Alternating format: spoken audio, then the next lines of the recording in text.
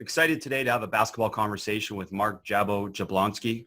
Mark is a frequent guest of mine at Breakthrough Basketball camps throughout the U.S., and we formed a wonderful friendship through the years, and has been exposed to many of the concepts that I've been sharing, and has challenged me in so many ways to be a better basketball coach. And most importantly, just a wonderful human being that loves to share the game of basketball like me. Welcome, Mark. Hi, Coach. How are you? Wonderful. Great to have you here. And I know when we have these conversations, and our plan is for you and I to have many conversations over the next little while with these podcasts, is that, we both share some ideas and some of the things that we've been exposed to, but really we dig deeper into some of the topics that I share on Basketball Immersion. So I'll let you start. Yeah, Coach, I think one of the things I get a lot of questions on is really how BDT is applicable to all the different levels of coaching.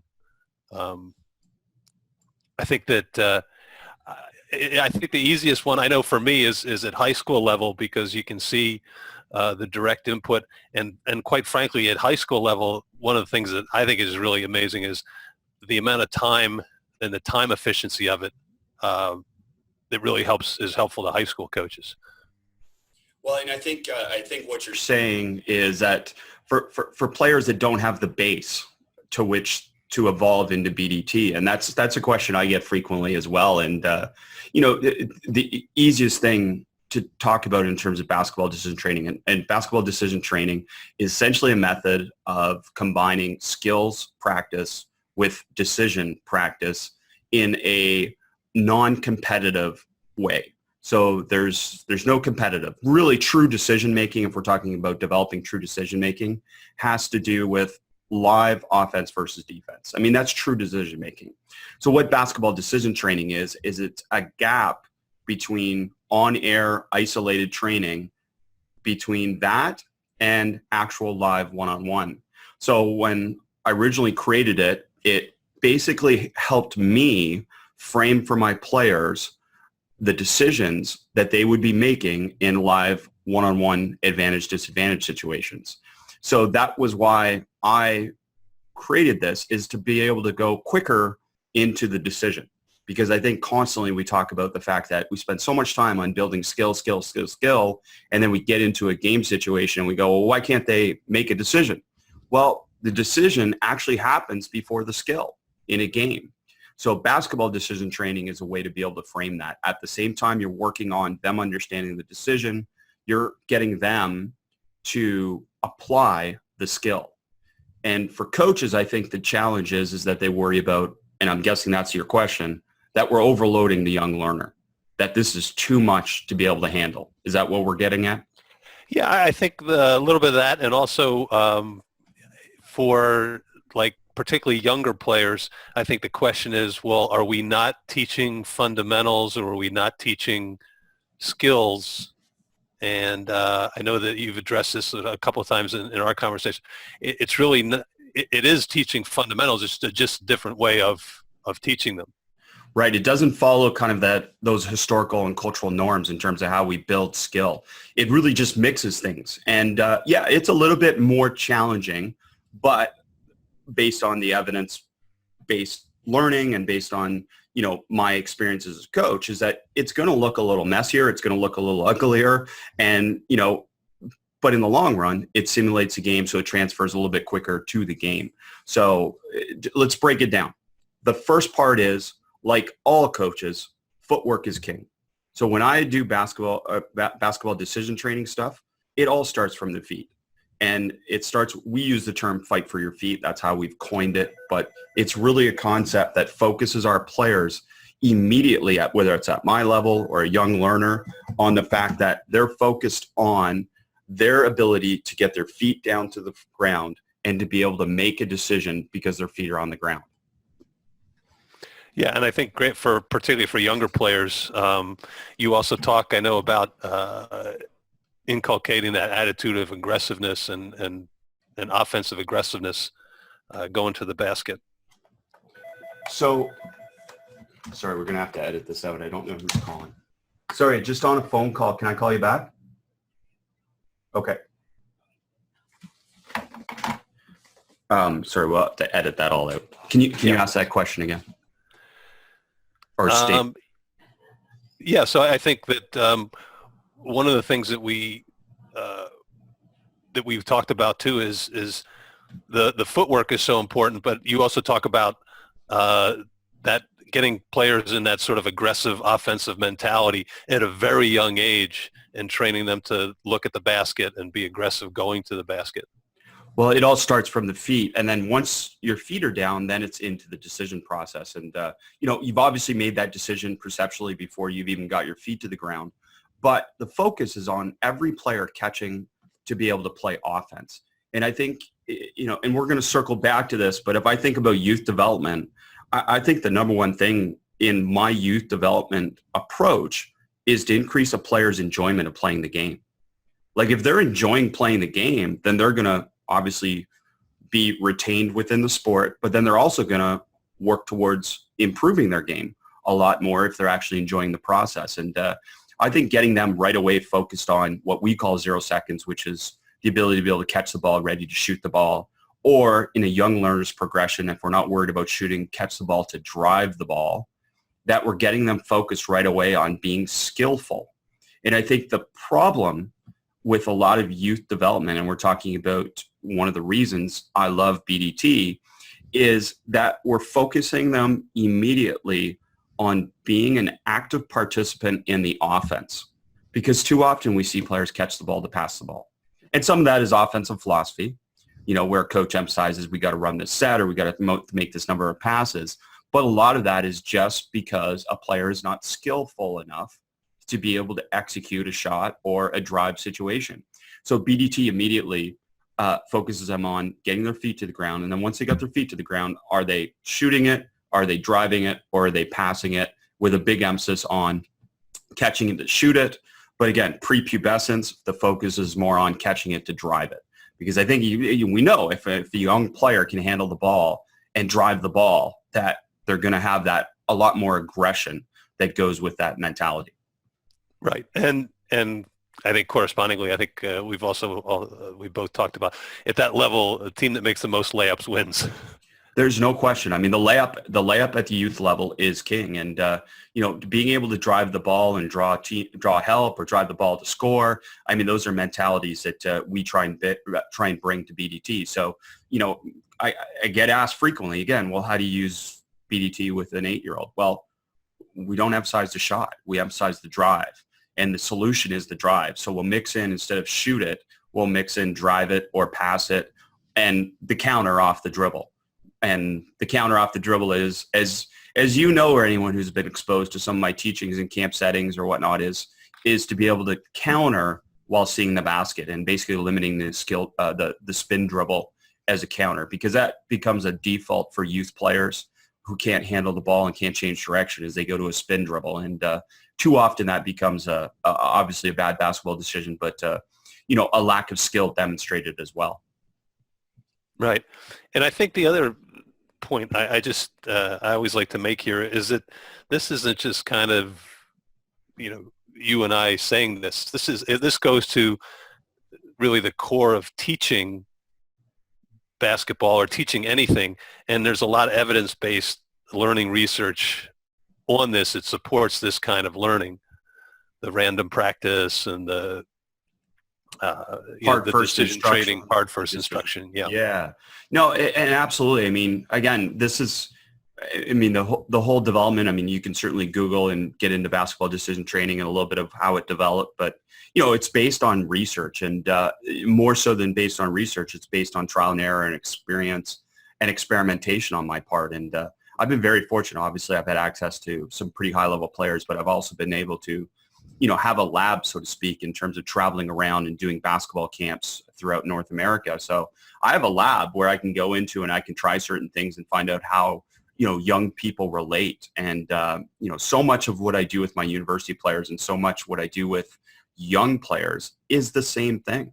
I had a workout last night with 2 players that just joined our program, and the focus was back to the beginning. And I'm not apologetic for that for some of the players, that are within our program, because when I do it with BDT, my older players who have been exposed to a lot of these teachings, they still make mistakes. So I'm still challenging them. And that's the other part of BDT that I think it's when we're in a youth basketball setting, we have variable levels of players in terms of their skill, in terms of their abilities, in terms of their focus, all those different things. And I think BDT can challenge both the new learner and the experienced learner at the same time, depending on how many cues and depending on how your partner obviously challenges you with the different cues. So that was great to see last night, because I did have concerns about some of my veteran players about how they would welcome me going backwards, so to speak, and focusing on the fight for your feet from a very basic level, progressing into ball pickup off the dribble, and then the stab dribble concept, which is just getting to the ball to the floor on first step. And it was great. I mean, it was something that was able to be sort of seamless in that sense, that the challenge was still there at the different levels. Yeah, and that scalable thing I think is really important, because it allows everybody to stay challenged, right? Because we talk about always learning takes place at the edge of your capabilities, and if you're going too slow for the lower players, or the slower players, or less accomplished players, that means that your better players aren't getting any better.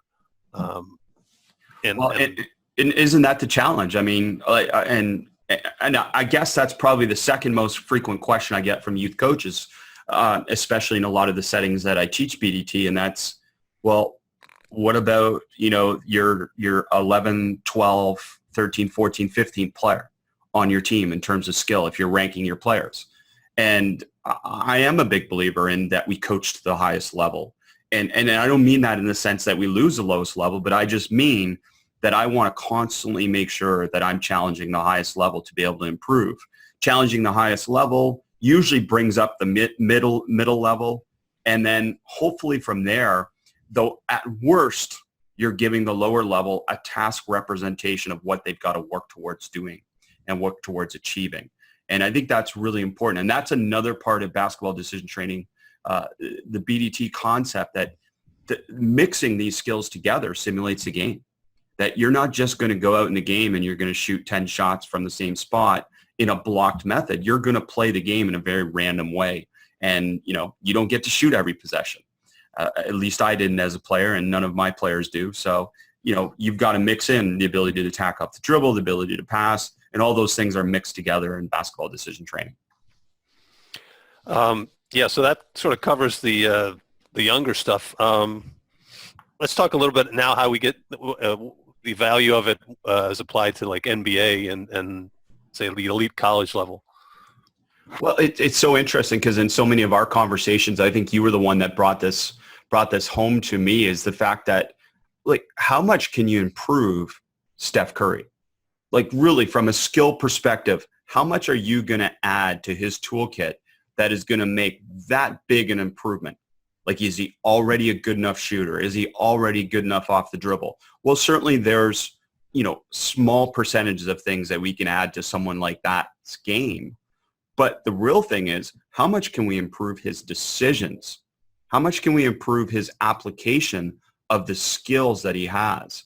And, and you've heard that about a team like Golden State throughout a season, is that how careless they are with the ball.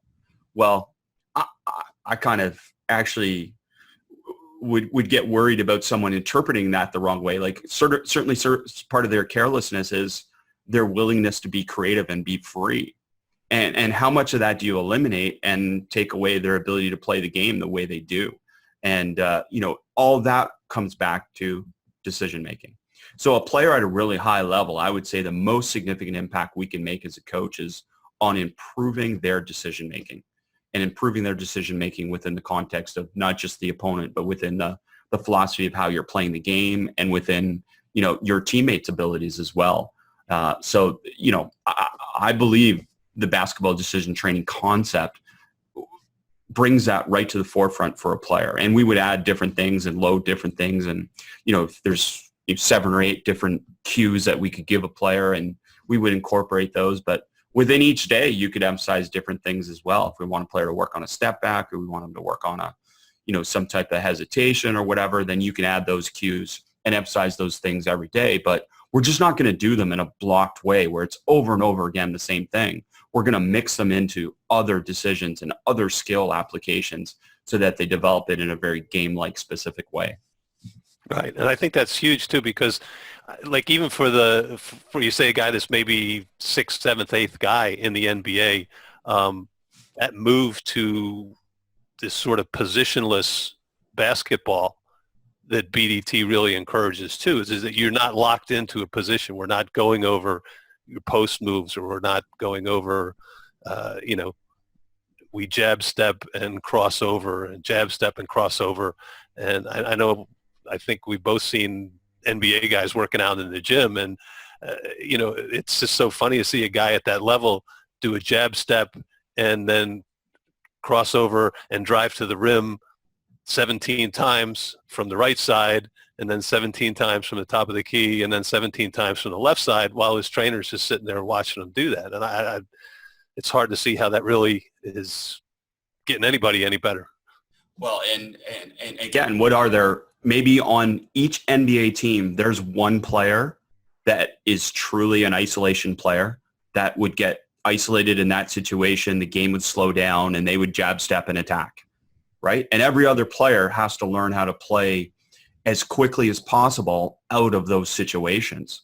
So I would agree. I mean, if we're spending, like clearly James Harden is going to be isolated, so the players that play with James Harden, by and large, I mean, they're unique because obviously they have one other player that's isolated too, but the players that play off of James Harden, they don't need to work on that game slows down, jab, jab, jab, and play. They need to work on being able to shoot it and drive it or move it for that extra pass, that good to great pass off of that situation. So BDT in those ways, I think, again, I mean, it prepares those players more directly for the impact that they're going to make on the game. And, the other thing that I know we've both seen is how many players shoot just block shots over and over again. And I mean, whenever this podcast officially goes up, I mean, you can go back and YouTube draft workouts, but go watch some of these NBA pre-draft workouts and you see players, from 7-footers to 6-footers, and they're making 25 threes in a row from a spot. Does that surprise you, Mark, that those players can make 25 in a row from a spot? No. And then we go to the seventh game of playoff and guys are shooting 3 for 44 or 7 for 44, right? Well, and that relates to that is like, again, how much can I improve someone's shot? Well, it's more about, I don't think it's about how much we improve the shot. I think it's the method of practice that I think we have to investigate a little bit as coaches. And, it's been argued to me, and I 100% agree with this, is that if you go to a pregame and you see a Kyle Korver shooting a mass number of reps from a block spot, so he's shooting over and over again, corner threes, and he shoots 10 in a row and he makes 10 in a row. Well, yeah, that doesn't transfer to a game because that's not how he's going to shoot him in a game. But what it might do is it might build his confidence.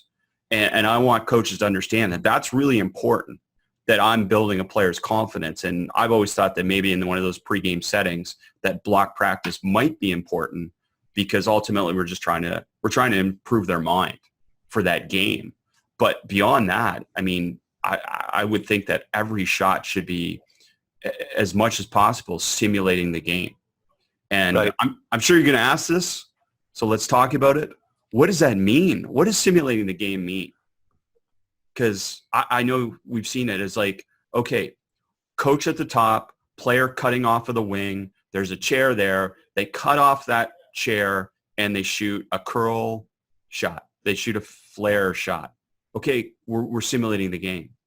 Well, are we simulating the game, or are we just getting shots up in a game-like way, right? Like, is that a game-like way? Well, in the absence of a defender, the question is it game-like? And I would argue that in the absence of defender, it's not game-like. It's just, you're just shooting shots. You're simulating a little bit of shot you would shoot, but it's not adding any type of distracting information or, perceptual stimuli to that catch and shoot situation or catch and drive situation. So, what people call game-like, I would argue a lot of time is not game-like. Well, yeah, and I mean, if you come off a pick 15 times, if you come off the chair for a pick 15 times in a row from the same spot, it's just a different kind of block practice. Totally. Totally. And even if you mix it a little bit where they'd alternate between, a curl and a flare, and a reject, then yeah, you're making a lot more random. But I would still argue it's not game-like because they're not actually reading any type of visual cue from a defender to make those decisions. And the hard part is I don't think it's a skill. Like, I don't think it's a skill of making, the V cut. It's not the skill of making the backdoor cut. It's the skill of reading whether you should make a V cut or you should make a backdoor cut. And that's where we need the defense to be, whether it's defense with guidance or it's defense in a live situation. We need the defense to be able to make those decisions because they're the ones that present the distracting information and visual cues that are present in a game. Well, and you mentioned Steph Curry. I saw an interesting article the other day too, where he's the only player in NBA history that has increased his accuracy in 3 straight seasons, his shooting accuracy, while taking at least 7 3-point shots a game. And I thought the interesting thing about that was the guy that he works with as a trainer said one of the reasons why you're seeing his shooting improve is because he's getting stronger, for one thing, but also his mechanics are getting better. And they talked about working on ball pickup from different angles and training off the move or training off the dribble and doing a lot of things that challenge his balance, and then contrasting that to what they do in a game.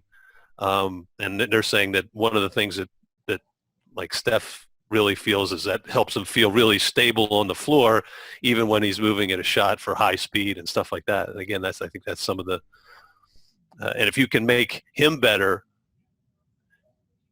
and force defenses to react more to him or to react to him in a different situation, and he's just not a stand-up 3-shooter, which I think we've seen is now, he's added the drive to his game and right. He's making, I think he's making much better decisions and has a greater tool set than he had before. And I'm sure that BDT is part of that. And it certainly sounds like from the trainer there. Well, and again, that's awesome. That's great information. And, you look at a player like that and you go, well, how many times does he get a straight spot up shot? Like never. So, we talk about players at that level, it's almost like block practice would be a waste of time because they just don't get those shots. They're always moving. Even when they shoot without dribbling, they're always moving or they're always at a kind of an awkward angle prior to the catch because of the pressure the defense puts on them. So, a lot of their catch situations are not, pure just stand there, the ball gets kicked out, I'm wide open, I shoot. So I think that's even more important that, someone like that would work on those skills of catching it at different angles, at catching it to get their feet, placed, not necessarily square, but just in a situation where they get their balance to be able to shoot. And then, as we said, ball pickup. Ball pickup, so people know, is what we refer to as ability of a player to have a system of picking up the ball off the dribble, where they consistently pick it up exactly the same way, from their right or their left hand. There's a difference in terms of how we frame it, but there's a system in place that's not random.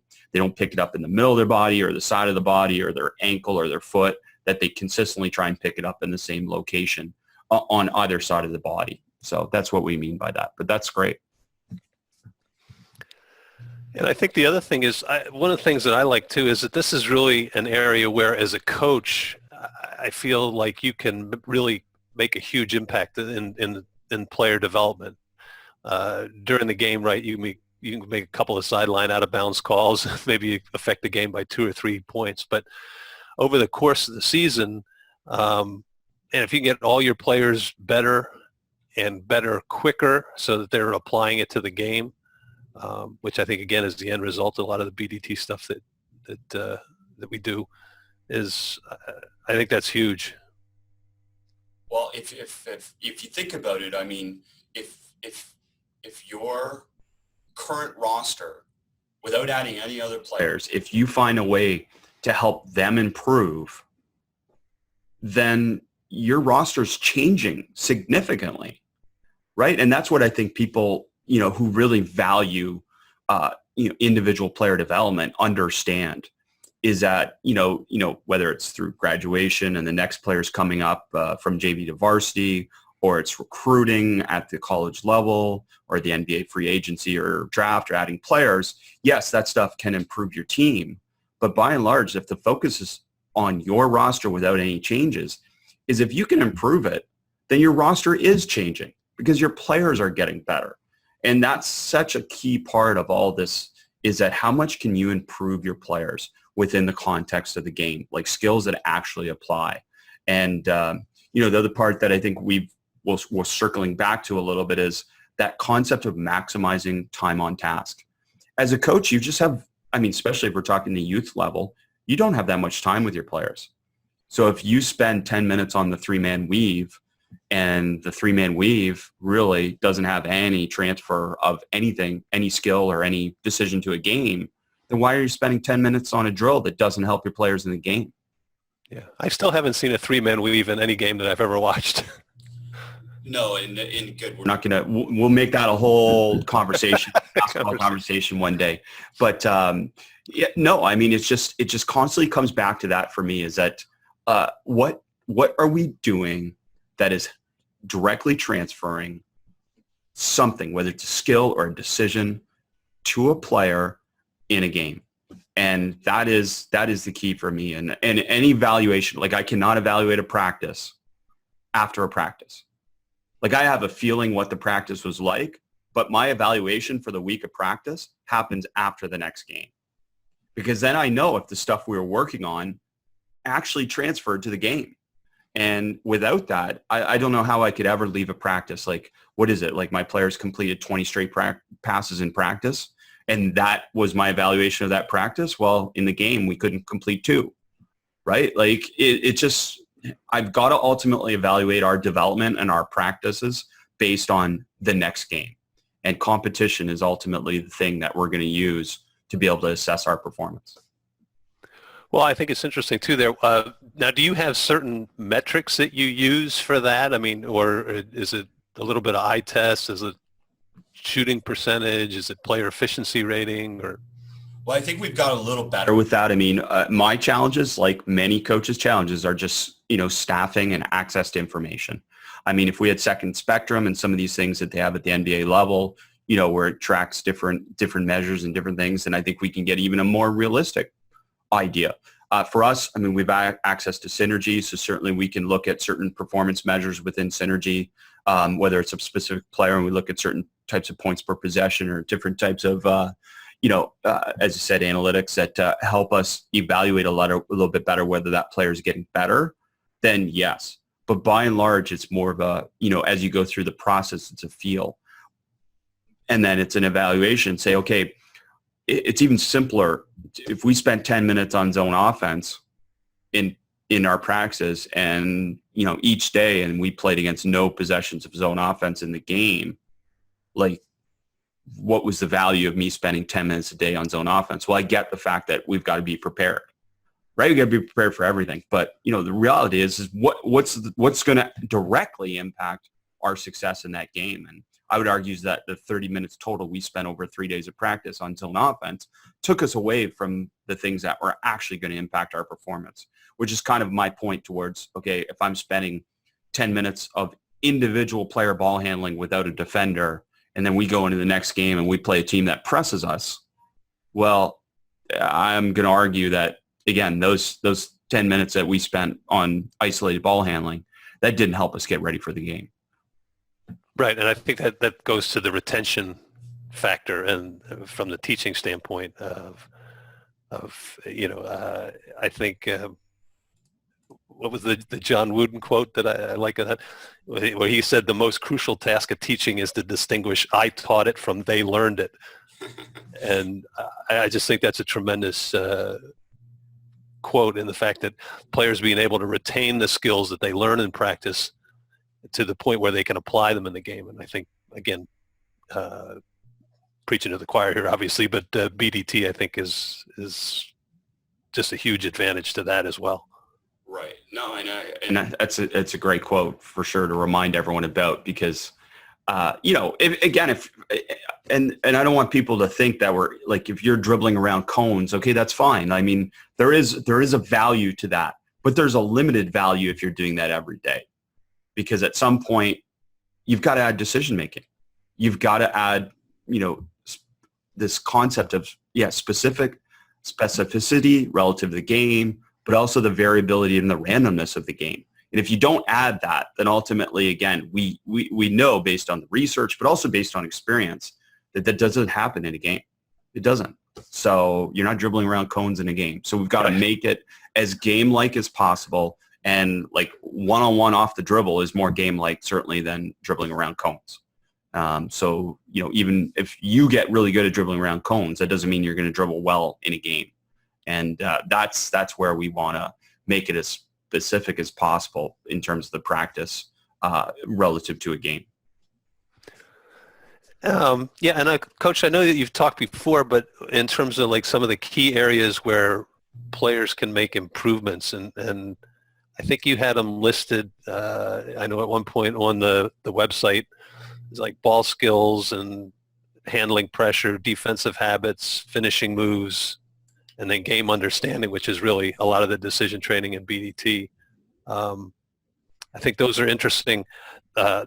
Those for the team skills are very good. And there's things that you can do BDT with your team.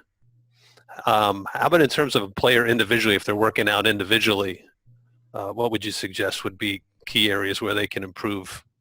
Well, and this, again, circles back to our comprehensive approach to player development. It's like, how do you improve a player's enjoyment of the game? How do you improve a player's confidence? You get them more skilled. That's it. I mean, you get them more skilled. They're going to enjoy the game more. They're going to be more confident the more skilled they are. Like, there's no magic to it. The most confident players on the floor are the most skilled players. Like, that's it. So if we're coming back, okay, we can't do BDT because we're all by ourselves. And a huge part of everything that we do at the camps that you've worked with me at is about getting players to understand how to work out by themselves. Because again, like, I mean, it's honestly limited, like, to a certain extent, the level that a trainer, a coach, a parent, a teammate can develop a player. Like, it's limited. Those unseen hours all by yourself are the hours that are going to really separate you from other people. So learning how to work out on your own is paramount to success. So, I mean, the categories that you talked about, and I'll just summarize them for people a little bit, is, the categories that I feel are most important are ball skills. That's dribbling and passing. That's a player's ability to be comfortable with the ball. Are they comfortable with the ball? Because we know at the youth level, I mean, you're a better passer, you're a better shooter if you're comfortable with the ball. And that relates to a lot of dribbling and a lot of passing, whether that's individually being able to do something as simple as I dribble and I go crazy in random ways in a really small space, or I'm dribbling, between my legs around my back, and then I pass it off the wall with one hand back to myself. Those are ways individually. I mean, there's tons. You can go on YouTube and search out all those things. And there's value to all those things because that's a player learning how to spend time with the ball and be comfortable with the ball. The second one is handling pressure. Like, I just think the separator at youth level is, can you handle defensive pressure? Like, if we're talking about offense, can you play when the defender's all over you? And because we know the secret. I mean, if you want to win at the youth level, other than playing zone, you're going to press, because there's usually only one or two players on the floor that can handle pressure. So you're going to press. And if I know the other coach is going to do that, then to service my players' needs, I got to make sure that I'm developing them to be able to handle those situations. So we're going to work a ton against pressure. And some of that relates to the first point, which is ball skills. Can they dribble and pass? But a lot of that is that their basketball skills and mentalities. As much as possible, I'm going to put them in pressure situations where they got to play one-on-one in a small space and not turn over the ball, or one-on-one. We call it line battle, get from one end to the other in terms of a small space or a large space with the ball, or it's some type of pivoting versus pressure that you can't lose the ball in 7 seconds of pivoting. Like, there's all these things that help them develop that ability to be able to handle pressure individually. The next concept is defensive habits. Look, I don't think there's a lot of defense that we need to teach to the youth level, but I think we need to develop the habit of getting in a stance, putting your head below the player you're covering, the habit of putting effort in, and then defining effort for players, right? What is effort, Mark? Like, what is effort? Like, we say this all the time, hey, work harder. But what does that mean? Do you define that for your players? Do you define effort for your players? For me, that's so important that I need to define effort. And, we can talk about effort is, are you running your wing hard? Are you running your wing hard or wide? Are you breaking the 3-point line to rebound on the defensive boards? Like, there's different things that you can hopefully quantify as we get more staff and different people to do it, or access to stats. But, qualitatively, can you point out things, whether it's through video or, different things like that, to be able to quantify that? But the concepts and competitive mindset of playing a ton of one-on-one as well, that forms a defensive habit. Getting a player to do like 1-on-0 zigzag drill in a stance, I think is more, I don't think that builds a defensive mindset as much as playing one-on-one and getting stops. Like, can you play one-on-one and get stops? Like, will you fight to compete and keep someone, there? Jump in whenever, Mark. But make multiple efforts and stuff like that. Yeah, but I also like, again, from the teaching standpoint, the specificity. I know it's one of those words that I struggle with too. But right, so that when we're correcting, we're correcting a specific action. We're not just saying, hey, like you said, hey, you guys got to rebound better, right? No, Bob, you got to box your guy out. Oh, we've talked about this a lot. Like, general feedback is a big hindrance to learning. Whether it's just saying good job or it's saying we need to do better, as you said. I mean, it's a huge hindrance to learning, because Bob, like, if I'm not calling out Bob directly, and I don't mean that in a mean way, I don't mean yelling, I mean just, hey, Bob, we need to improve this because it helps us be this, right? You're pointing out not just the problem or what needs to be improved, but also the solution. That's so important, because Bob needs to know that he's the one that needs to improve. And if I talk in general terms, I say, hey, listen, we all got to do better, then, Mark doesn't think that I'm talking to him, right? Everybody thinks it's the other guy. Everyone thinks it's the other guy. So, I mean, that's really important, I think, in terms of specificity of feedback as well. And that word could be applied to so many things. So, I think defensive habits is the third thing. And then fourth thing for me for youth development is finishing moves. Like, I would spend zero time on shooting really from 15 feet and out at the youth level. Like, I think shooting is largely, we can get the initial concept, but it's prepubescent. It's mainly a strength barrier, unless we modify the hoops and modify the ball, which we know is not completely realistic. I mean, in an ideal world, sure, we do that, but we know that doesn't happen most places, and doesn't happen because of the logistics of doing that more than maybe even the desire to do that. But so I would focus a ton on finishing moves, scoring around the basket, different release points, like getting away from the stereotypical, I raise the ball above my head to release the shot, releasing it out to an angle, releasing it in front, releasing it behind, different spins, different types of, releases from different angles, not doing stereotypical 45 to the rim layups as well, that you're working from different spots. And, it could be one-on-one finishing moves, could be 1-on-0 finishing moves, like just literally spending time scoring. Like, people talk about Kyrie Irving, and I know we've talked about this before, Mark, you and I, but like, nobody taught that guy how to finish at the rim. Like there wasn't a coach standing there saying, hey, spin it this way, do it this way, do it that way. You know what he did? Man, he just went to a basket and he figured it out. Like, he experimented, and, that's what you'd hope to inspire in your players in terms of a lot of this stuff. And then the last piece is game understanding, which you mentioned already. And that's everything we've talked about already, which is decision making. Like, okay, fine, I developed ball skills. I developed a little bit more comfort in them handling pressure. I developed defensive habits. I developed finishing moves. But now, do they have an understanding of how to, what to do with those skills? And that's where I think BDT comes back to, is that brings all those things back together in an easy to understand package with decision making and skills mixed together. Right. And I think the other point of that too is that, as with the questioning and with the challenging and with, as you've said, I think it's a great way, making the players active participants in their own learning. That builds sort of the cognitive base, so that when you go and you come up on a problem, hey, these we've never practiced against a 1-3-1 zone, but players know the concept. Hey, I want to be in a gap and I want to go to gaps.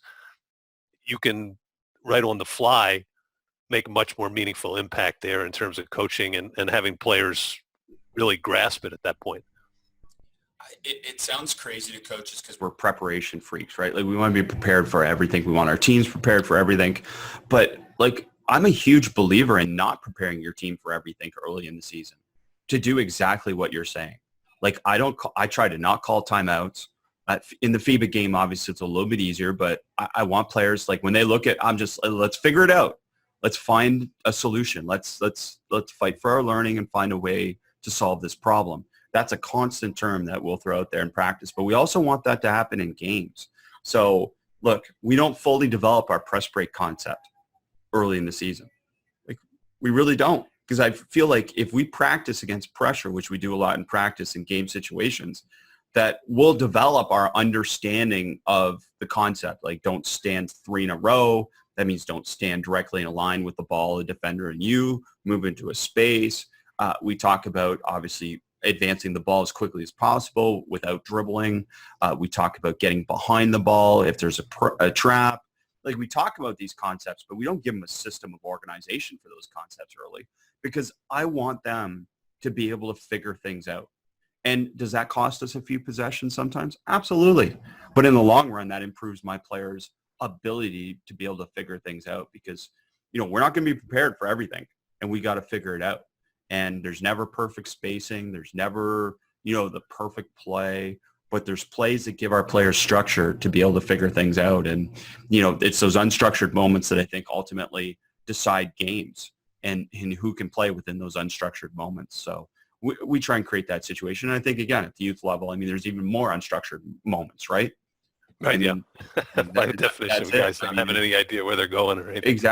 Exactly. So if you can give players a template for spacing and a template of understanding where to be in certain situations, then, forget about whatever play you're going to run. That's the most important kind of system impact you can make on a player at the youth level. And then I think from there, you could run any play you want because it's what happens after the initial play stopped. And that's going to determine your success because people are going to stop you. That happens. They're going to take you out of something, and that's important.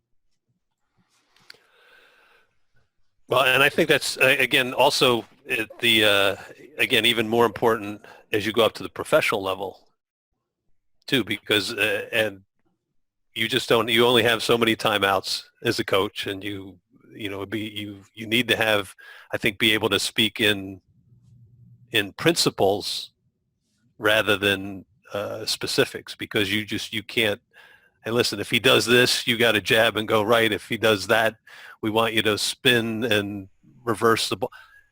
The player's got to figure that out on the fly.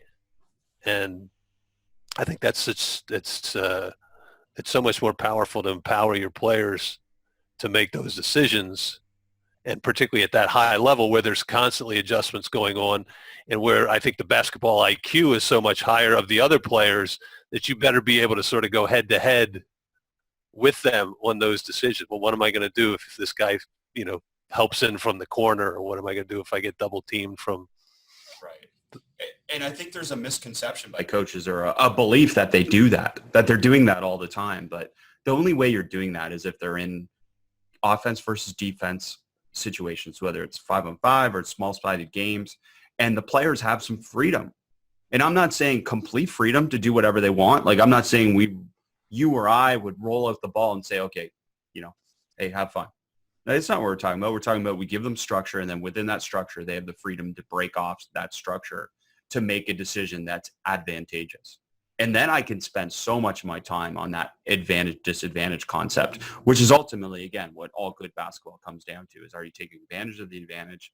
Are you eliminating the disadvantage? And those things that come with it. And we talked about it, and you pointed this out again when we talked a little bit about, was there value to that Marquette Basketball Offense blog that I posted with Coach Wojciechowski talking a little bit about, their secondary break concepts. And one of the things that came through to me was how he worded something which I thought was brilliant, because we do it, but I didn't necessarily have the wording that I'm going to share and bring into my practice this year, is that, missed shot offense. Well, yeah, we have a missed shot offense.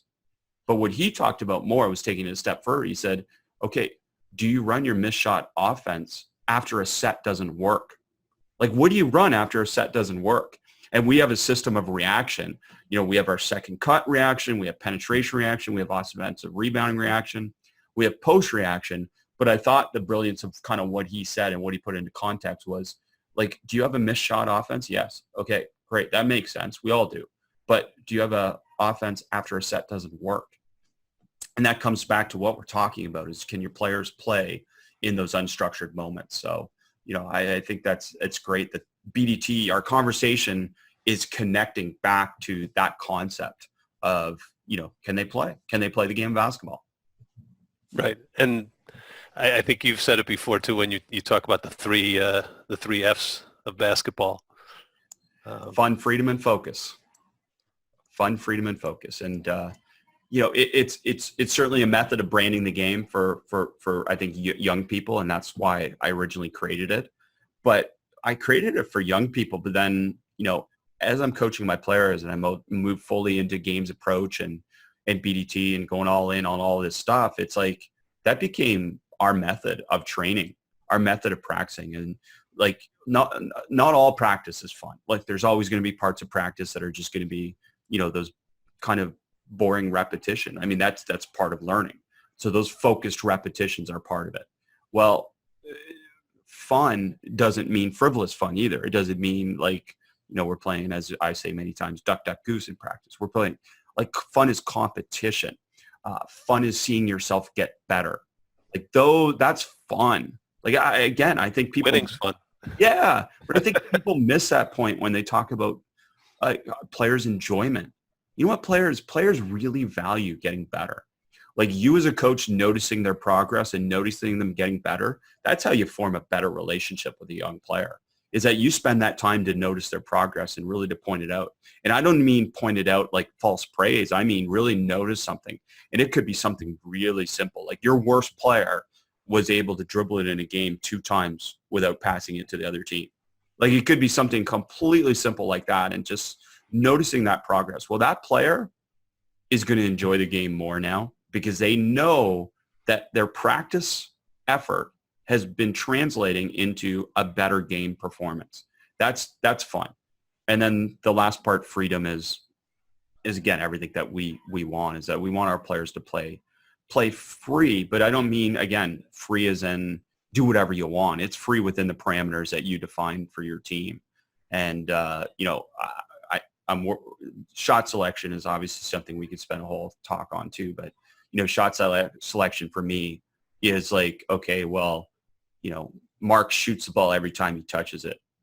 Well, how are his teammates going to react to that is really the true judgment of a shot's value, I think.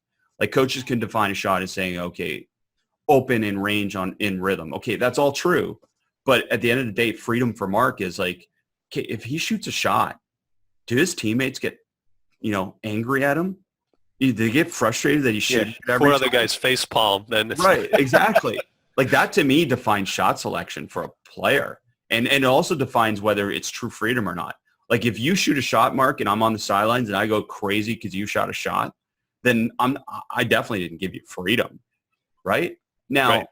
At the end of the day, okay, if your teammates don't think you shot good shots, then they need to be the ones that work towards holding you accountable to that. And then I helped that process along. And, I think that's one of those things that I think about when I think about freedom is freedom is ultimately defined by your teammates more than your coach in terms of that. Because if Mark's a really good player and all 20 shots he shot in a game were open, then really one of your teammates is going to criticize the fact that you shot an open shot. Well, no. But if you shot 10 of those shots were contested, taking a dribble, fading away, then yeah, your teammates, have every right to take away some of your freedom, in terms of holding you accountable. And I hope that makes sense to people because, again, freedom is something certainly that's earned, but it's also something that's defined as much by, your teammates and what is acceptable. Because I'm okay if Mark shoots 20 shots that are open, but I'm not okay if Mark shoots 20 shots that are contested. So there's a difference in terms of how you define freedom. Right. And realistically, as a coach, there's a limit to what you can control on that. Obviously, you can sub somebody out, but if I'm getting in and I'm just throwing up shots, if I don't get the decision about what's a good shot, what's an open shot for somebody else that may be a better shot. That's the whole, what Greg Popovich is, right? The San Antonio good to great. Right. Shoot a good shot, but give it up for a great shot from somebody else. Well, and that's and I've Stolen that, and we talk about that all the time, and that's advantage disadvantage, right? Even if you're open, sometimes someone's going to have a better shot than you, and that's teaching and understanding advantage disadvantage. But what I worry about at the youth level with that is that obviously then they become passers, right? Because there's always going to be someone better than them. Whereas freedom for me is giving the permission is probably the wrong word, but giving someone the permission to shoot when they're open, and even if they miss it, being supportive of the process of them making the decision to shoot it. Because that ultimately will lead to them enjoying the game more, practicing more to improve their ability to shoot it, and hopefully, again, getting your team to buy into this concept of everyone being a basketball player and not just, as we said, a number. We want everyone to be a basketball player, not a position. We want them to be a basketball player. Yeah. And I think that we talked a little bit about this also too, about, I don't know whether it's a generational thing, but it seems like there's a lot more, I want to say negativity, whether it's, every mistake you make gets posted on YouTube or Snapchat or something like that. It's hard enough. I've got guys that take shots, and if they miss a shot, they're beating themselves up way more than anybody else would. And there's a struggle from that side to just say, listen, part of it is just kind of the positive self-talk. You don't really gain anything by, I miss a shot. Oh, Jesus, I suck, and I'm never going to make another shot. And I'm talking to myself 3 possessions later about the shot I missed. Yeah, that play present mentality for sure. Yeah, and it seems like that's, I don't know, for some reason that seems, I want to say more but that's the question. Who defines that? Like, is that the player truly feeling that way, or is that a player acting a way that their coaches and their parents and society deems that they should act that way to a certain extent? Because if you miss a shot, it's the worst thing that's happened in the world. Coach reacts negatively, parents react negatively, so you react negatively. And I'm saying, like, does the mentality of the coach and the mentality, like, if I'm coaching young people, like in a team situation, I'm spending as much time in short meetings with my parents as possible to explain to them what we're doing and why we're doing it, so that they react a certain way. And that's it. We've talked about this. That shot is like, well, we don't want the parents going, oh, why did he shoot that? Well, no, they're open. Look, I get it. Mark's not as good a shooter as Joey. But look, what are we talking about here? Are we talking about winning, or are we talking about player development?